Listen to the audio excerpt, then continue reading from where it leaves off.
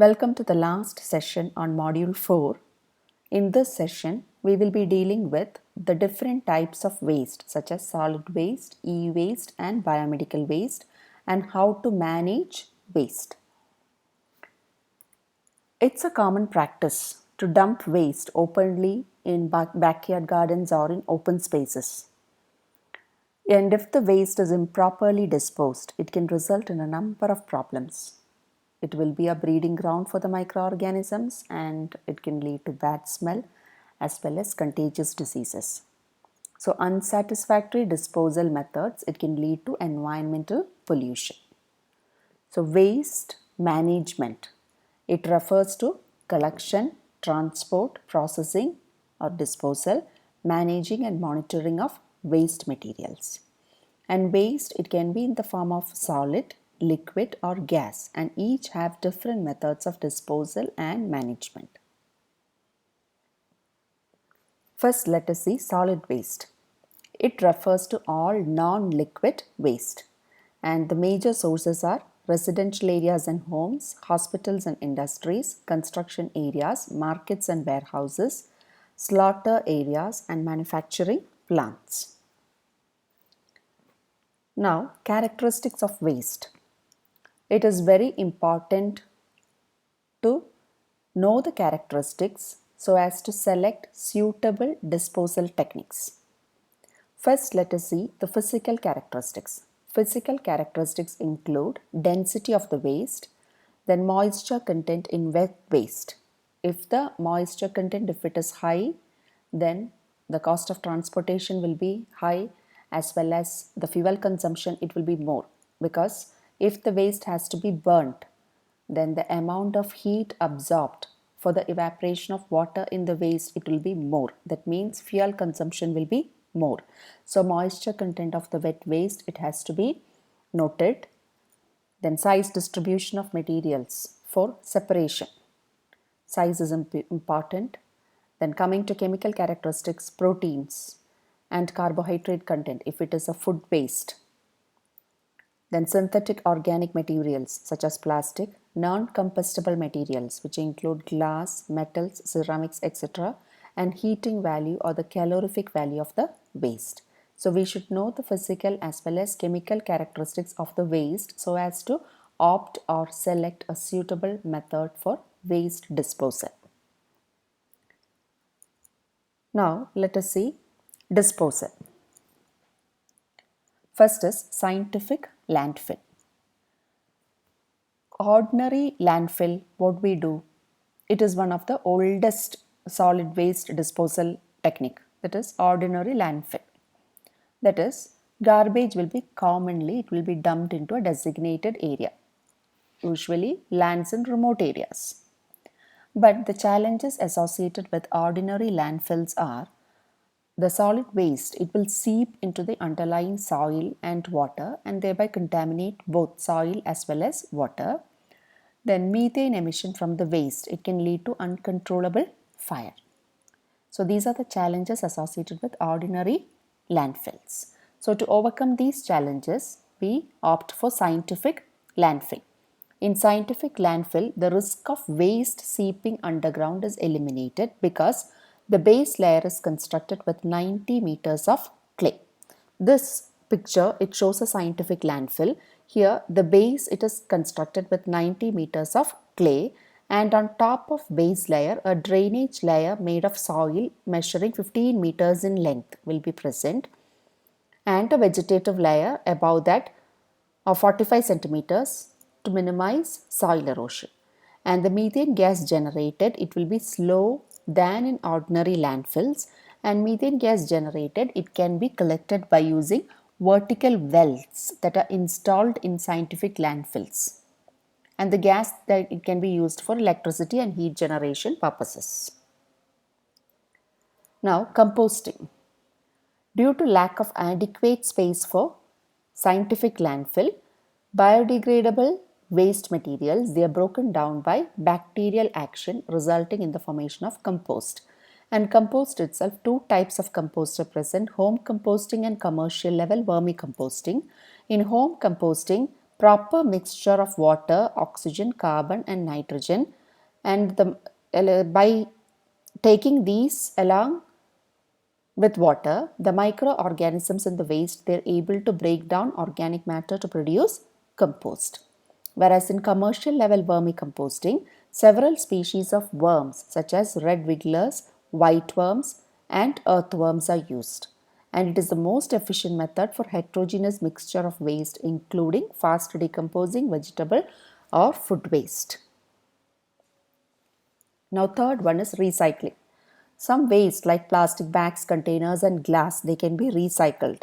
And about 20% of the plastic waste, it can be recycled by simple molding. But 80% of the plastic waste, they need to be recycled only through pyrolysis and hydrolysis. What is pyrolysis? Pyrolysis means it is heating the waste without presence of oxygen, and it usually occurs under pressure and at temperatures of about 430 degrees Celsius, whereby the waste, it will be turned into gases, solid residue and small amounts of liquid. And hydrolysis means breaking down by the presence of water. Now, electronic waste. Electronic waste, it refers to the discarded electronic goods. That is, the electronic and electrical goods which can no longer be used. They contain hazardous and toxic materials which cannot be disposed of along with other solid waste. And sources include mobile phones, batteries, telephones, switch, computer hardware, monitor, keyboard, TVs, etc. In kitchen equipments include toasters, microwave ovens, refrigerators, washing machine, etc. And lab equipments include hot plates, microscopes, calorimeter, etc. So all these are sources of electronic waste. Now, characteristics. Components and composition of e-waste, it has to be identified for selecting suitable method of disposal. Now, the hazardous components that are present in e-waste.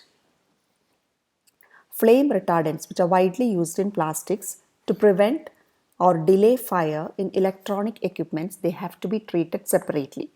And it has been found that about 12% of all plastics used in electrical and electronic equipments, they contain flame retardants. Therefore, they have to be treated separately. Now, material composition of e-waste. Electronic waste contains mixture of various metals, particularly copper, aluminum and steel attached to various types of plastics and ceramics. So, copper and precious metals, they make up more than 80% of value for most of the e-waste samples. And it has been found that precious metals like platinum, it is also used in the manufacture of electronic appliances, in switching contacts, etc. because of their high chemical stability and good conducting properties. So these valuable metals, they have to be separated from e-waste for reusing. Now, disposal of e-waste. Hierarchy in the disposal of treatment of e-waste, it encourages reuse of original equipment as the first priority. So first priority is for reuse. Second is remanufacturing. Remanufacturing, where the used products are disassembled, cleaned, repaired, reassembled and qualified for new or like new equipments. So first is this reuse, second is remanufacture and third is recycling, which involves dismantling where the hazardous and valuable components, they are separated. And the last option is disposal by incineration, that is by burning. Because copper present in these e-waste, it will act as a catalyst for dioxin formation when flame retardants are incinerated. When the e-waste is incinerated, the flame retardants present in them, it can lead to the formation of dioxins, and copper, it acts as a catalyst for the dioxin formation. Exposure to this dioxin, it can lead to cancer, diabetes, etc. So the last option is disposal by incineration. Now, next is biomedical waste. It is also called infectious waste